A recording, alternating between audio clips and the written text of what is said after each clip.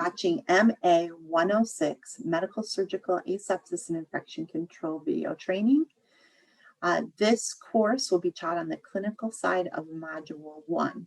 Students will be accessing the KINS Medical Assisting Fundamentals book. They will be in Chapter 32, Infection Control, Chapter 39, Surgical Equipment and Supplies, and Chapter 40, Surgical and Special Procedures. As an instructor, I highly suggest that you read through these chapters.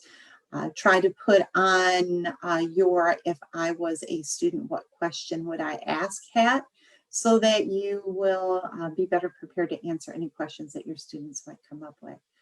We all know the content in these chapters as we've been in the field and we've been practicing our medical assisting skills, but our students do not know. So be prepared and read your chapters. It's going to be very, very helpful for you in the long run. Okay, these are the procedures that you're going to practice at the campus, and your students will be performing hand hygiene. So they'll be going over the medical septic hand washing with soap and water. They'll also be washing their hands with alcohol-based hand sanitizer. Students will learn how to remove contaminated gloves and discard them in the biohazard waste, as well as how to discard all biohazard waste. They'll be sanitizing soiled instruments. Students will be wrapping instruments using a peel-apart pouch or sterilization in an autoclave. They will be wrapping instruments and other supplies for sterilization in the autoclave. They'll be operating the autoclave. They'll be performing skin prep for surgery. They'll be putting on sterile gloves. They'll be preparing a sterile field, and they'll be placing and using transfer forceps and be learning how to pour a sterile solution onto a sterile field without contaminating it. They will be assisting with minor surgery and removing sutures. Now, the sutures that they will be removing will be sutures that you will tie into a piece of foam. Please do not use the artificial arms that are provided at your campus. Those arms are used for injections, and they're also used for venipuncture, and we don't want to compromise the skin. So find a piece of foam. You can find that at Joann Fabrics or at Michael's or any of your craft stores. And obtain a wound culture and apply a sterile dressing will also be performed in this module. So quite a few procedures. Many of these procedures can be performed together. So for example, you can have students use the alcohol-based hand sanitizer and then wash it off by washing their hands in the aseptic hand washing procedure. You can have them put on gloves and take gloves off after they've sanitized some instruments. We do not provide actual instrument cleansers, since we are not actually using instruments in the sterile setting, but you can put a drop of food coloring in your water to make it look kind of different. You can put some other soap in the water for your students. You can be a little creative in this sanitizing of instruments section. The skin prep for surgery can be done on a mannequin, as well as you can have them put on their sterile field using this transfer forceps. You can have them pour a sterile solution onto that field, and then they can open up their suture packet and remove the sutures and place them on the field. Their suture removal packet, not remove their sutures, but put their suture removal packet on the field for suture removal. And then you can also have somebody pretend, or you can pretend to be the physician and assist you in minor surgery. So there are a few things that you can do to kind of combine these procedures together. I'm confident that you'll find your own special technique on how you want to combine these.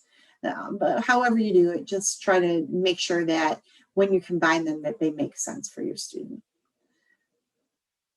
Okay. In this module, in this course, it's set up the same as the other courses. They will click on their self-enrolling to SurePath. That will allow SurePath to be loaded onto their dashboard.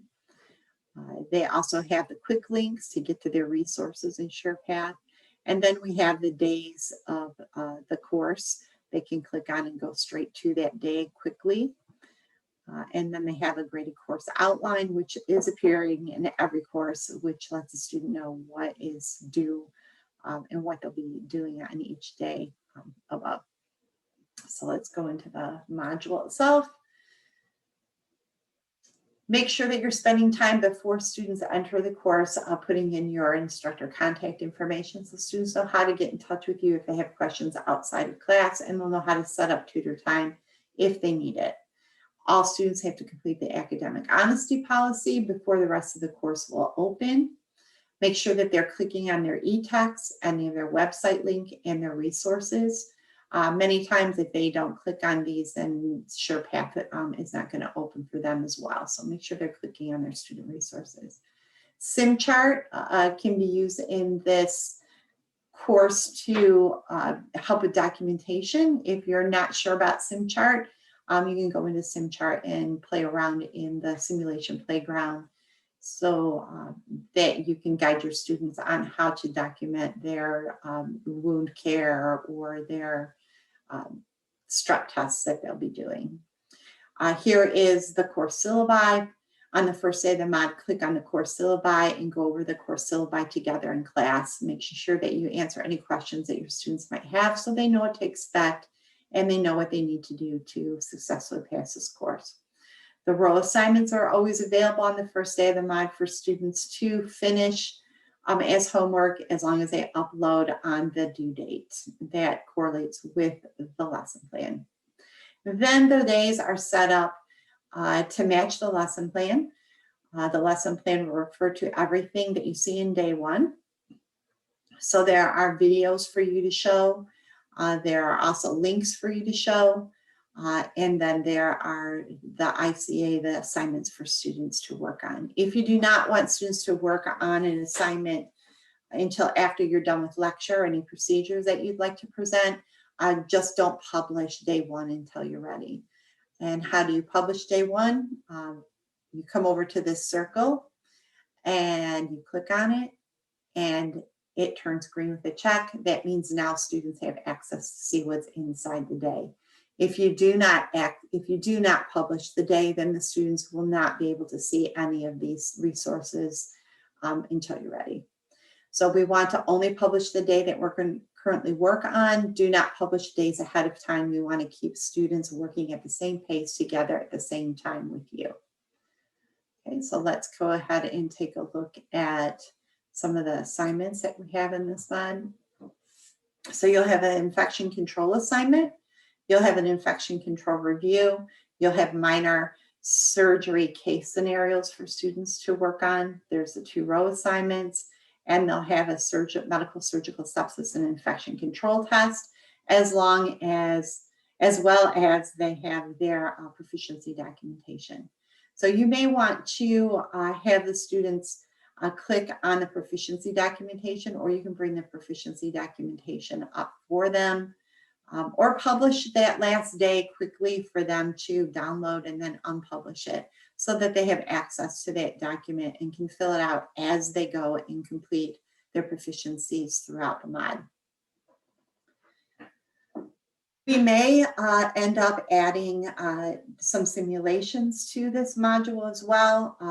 They will appear in the ICA section if they are added. So I hope that this training was helpful to you. If you have any questions, please reach out to me. I'm here to support you. My email address is jritter@rosseducation.edu. Always feel free to reach out. I'm happy to help. And we always have trainings at 2:30 every Tuesday. So with that, have a great afternoon, and I hope everyone is well.